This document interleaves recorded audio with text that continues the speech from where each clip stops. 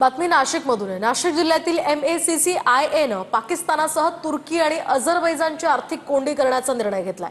व्यापाऱ्यांसह पर्यटनावर देखील आता बंदी घालण्याचा हा निर्णय महाराष्ट्रातील या व्यापारी आणि उद्योजकांच्या संघटनेनं घेतलाय।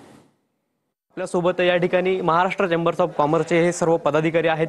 सर, आपण या ठिकाणी आज ठराव केलेला आहे, नेमका हा ठराव कशा पद्धतीचा होता, यामध्ये कुठल्या कुठल्या गोष्टींना अनुमोदन देण्यात आलं? या पाकिस्तानी दहशतवादी राष्ट्राला तुर्कस्तान आणि अझरबैजान सारखे राष्ट्र हे सपोर्ट करतायत आणि त्यांच्याकडनं खूप मोठ्या प्रमाणावरती आपण आयात करतो, ज्याच्यामध्ये सफरचंद असतील, मार्बल असेल, ग्रॅनाइट असेल, काही फार्मास्युटिकल प्रोडक्ट्स असतील, हे सगळे प्रोडक्ट हे भारतामध्ये येतात।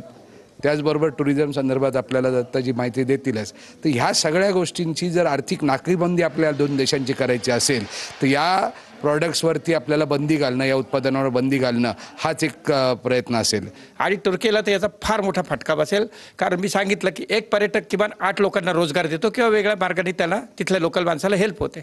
आता आज जेव्हा 4 लाख लोक जाणार नाही तर 4-8 तुम्ही हिशोब करा आणि किती मोठ्या प्रमाणात तिथल्या लोकल रोजगाराला फटका बसणार आहे। ही खूप मोठी संख्या आहे आणि याचा विचार आता तुर्कीच्या पण लक्षात आलेला आहे। कॅमेरा पर्सन आकाश अवलेसह पवन येवले, TV9 मराठी।